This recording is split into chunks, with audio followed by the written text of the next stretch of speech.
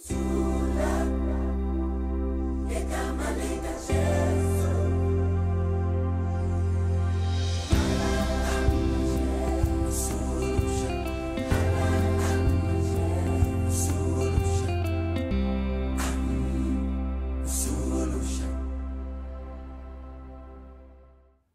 greet you in Jesus' precious name. It's wonderful to be with you again. I want to ask you a question. How does one get your faith to grow? How do you do that? You know, I know how to grow mealies, corn. You put fertilizer in the ground, right? You make sure there's no weeds, and we trust the Lord sends the rain and it grows. How do you grow faith? Well, Romans chapter 10, verse 17 says, now faith comes by hearing, and hearing by the word of God. You get faith by spending time in reading and believing the word of God. What is faith? Well, Hebrews chapter 11, verse 1 tells us very clearly. Now faith is the substance of things hoped for. It is the evidence of things not yet seen. That's what faith is. And remember, verse 6 says of Hebrews chapter 11, without faith, you cannot please God. And he who believes must believe that he is, and that he's the rewarder of those who diligently seek him. So folks, in other words, without faith, you can't please God. Doesn't matter how many good works you do. Doesn't matter how many soup kitchens you work in, how much of the poor you take care of. Without faith, you cannot please God. We need more faith. And faith comes by hearing, and hearing by the word of God. When we start to believe the word of God, then God responds to his word. And that's why you'll get a lot of men who know the word of God. They apply the word of God to their situation, and then God responds. Okay, so it's not a thumb suck, let's just hope for the best. No. You can actually say, Lord, your word says. Lord, you said, see, that's how we do it.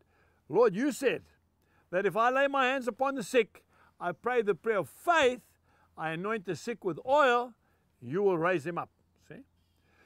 Your word says, Lord, if I cast my cares upon you, you will care for me. Lord, you said that all things work together for the good of those who love the Lord and are called according to his purposes. Lord, that's what you said. You see, folks, when you pray the word of God, you believe the word of God, then God comes through for us. It's not your plans, it's not your mandate, it's God's mandate, and it's his blueprint, and it's his plans. You can actually pray the word of God back to the Lord, and he'll answer your prayers. He says, call unto me, and I will answer you, and I will show you great and mighty things of which you do not know. Jeremiah chapter 33 and verse 3. You see?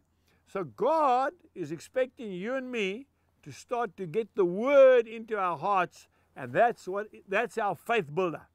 That's what makes our faith grow. Every man of God that I've ever read about in the Bible were men of the word. See? Jesus is the word himself. And these men spent time on the mountain hearing from God. Spent time in their closets reading the word of God. That's how you get faith. It's not by listening to powerful stories, that helps, but it's by applying the word of God in your life.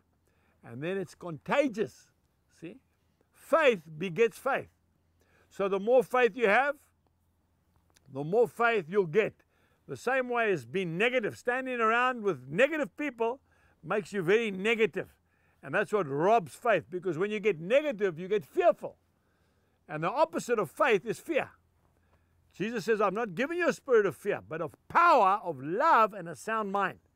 2 Timothy chapter 1, verse 7. So remember, folks, if you want your faith to grow, spend time in the Word. Read the Bible.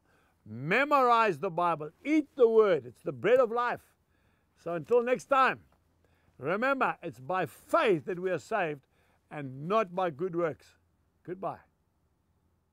We trust that you have been blessed by today's message. For more information, please visit angusbuchan.com.